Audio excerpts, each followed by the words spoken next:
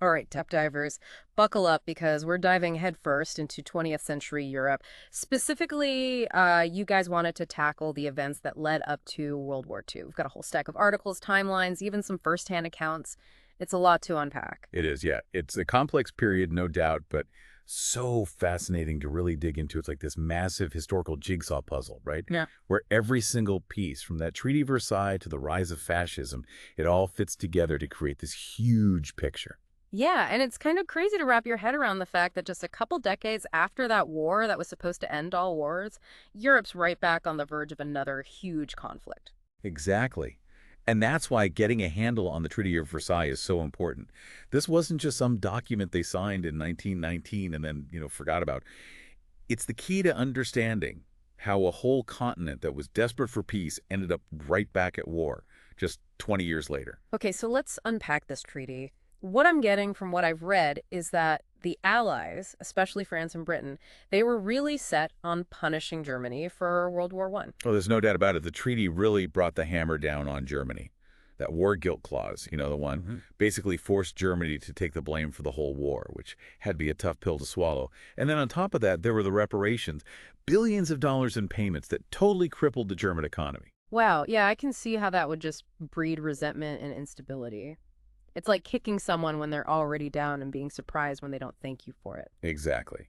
And that economic hardship caused by those reparations, well, it led to hyperinflation in Germany. Try to imagine buying a loaf of bread with a wheelbarrow full of cash that was everyday life for Germans then. And, that economic chaos, it created the perfect breeding ground for extremist ideologies to take root, including, of course, the Nazi Party. They were more than happy to make promises about restoring Germany to its former glory. It's kind of scary how fast desperation can turn into a willingness to embrace extreme solutions, especially when it's mixed with resentment and a charismatic leader. Absolutely. And, speaking of missed opportunities, we have to talk about the League of Nations. Right. This was supposed to be the answer to preventing future wars, and yet it totally failed to live up to its promise. Yeah, looking at my notes here, the League seems almost totally powerless. Why is that? Did they have any real power at all? That's the million-dollar question. See, the League, it was founded on this idea of collective security, the idea that if one member was attacked, it was an attack on everyone. But when you get down to it, it didn't have any teeth. It couldn't really enforce its decisions. It had no standing army. It just relied on member nations to volunteer forces, which almost never happened when it actually mattered. So it's like setting up a neighborhood watch, but forgetting to give anyone a phone to actually call for help. Exactly. And if we really want to dig deeper here, we see that these power imbalances within the league also played a big part in it being so ineffective. The major players, they were still wrapped up in their own little games, their own agendas and rivalries. And so they often put their own interests above taking collective action. So the League just becomes this well-meaning debating club while the seeds of future conflict are already being sown. Sadly, yeah. I think that's a pretty good way to put it. And as we shift gears over to Italy, we're going to see how those seeds of discontent, mixed with economic hardship and political instability, allowed someone like Mussolini to rise to power. So we've got this backdrop of simmering resentment, right? And this economic chaos after World War One. Feels like a powder keg just waiting for a spark. And in Italy, that spark, well, it came in the form of a former socialist, kind of disgruntled, who becomes this fascist dictator, Benito Mussolini. Right, and it's that ideological journey, Mm. from socialist firebrand to the architect of Italian fascism. It's what makes Mussolini such a fascinating figure. Terrifying, but fascinating. It really makes you wonder, like, what could make someone abandon those socialist principles and embrace something so radically different, something so dangerous? Well, to really get Mussolini, you have to look at Italy after World War One. They were on the winning side, sure, but they came out of the war with this deep sense of disillusionment. Because they felt cheated by the Treaty of Versailles. Partly, yeah, but there's more to it. During the war, Italy was promised these big territorial gains, the Treaty of London it was called, the secret agreement with the Allies. But when the war ended, those promises, yeah, they were mostly forgotten. It left Italians feeling betrayed, like their sacrifices meant nothing. It's incredible how these broken promises can fester, and turn into something so much worse. Oh, absolutely. It's like that saying, resentment is like drinking poison and waiting for the other person to die. Perfect analogy. And Mussolini, he was a shrewd politician. He recognized this well of resentment, and he saw an opportunity.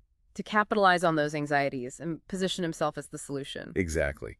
He understood that when people feel betrayed by the system, they're more likely to embrace radical change.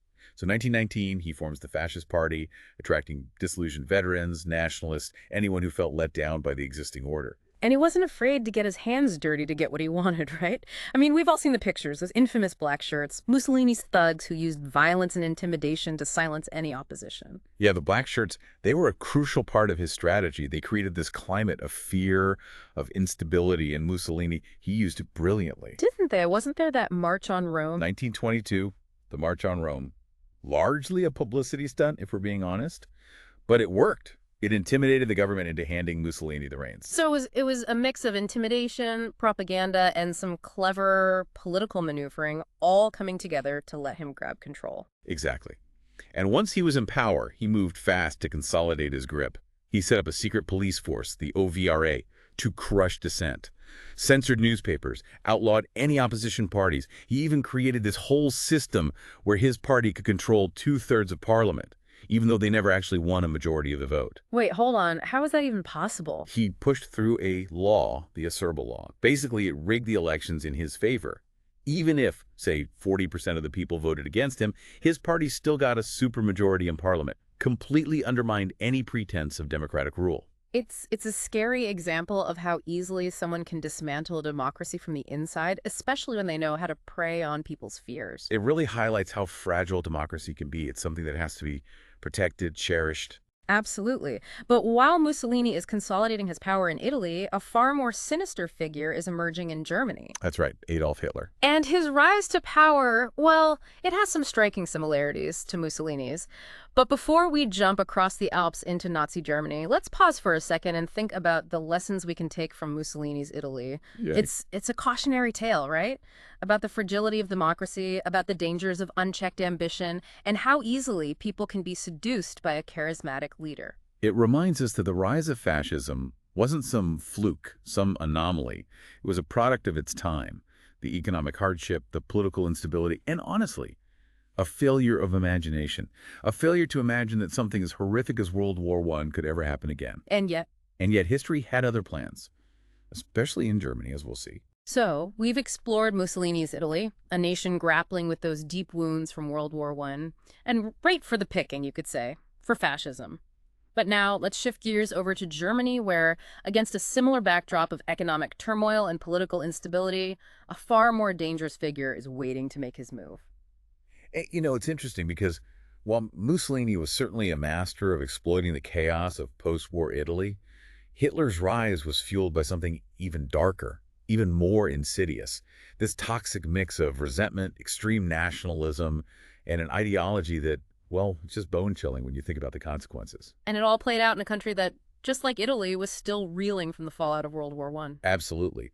Picture Germany in the early 1920s, burdened with those massive war debts, humiliated by their defeat, and facing an economic crisis so severe that their money was practically worthless. Yeah, we talked about that hyperinflation earlier, that whole thing with needing a wheelbarrow full of cash just to buy a loaf of bread. It's almost unimaginable. It was a crazy time. And that played a big part in Hitler's rise. Oh, absolutely. When times get tough, people get desperate. They want answers, someone to blame. And Hitler, well, he was more than happy to step in and offer up a scapegoat, the Jews. And that ideology of his, rooted in this warped version of social Darwinism, it's terrifying. It's like he took Darwin's theory of evolution and twisted it into something monstrous. Exactly. He was influenced by this idea of social Darwinism, which is a complete misapplication of Darwin's ideas, by the way. Hitler believed that the world was this constant struggle between races, and that the so-called Aryan race, which he wrongly equated with Germans, was destined to rule.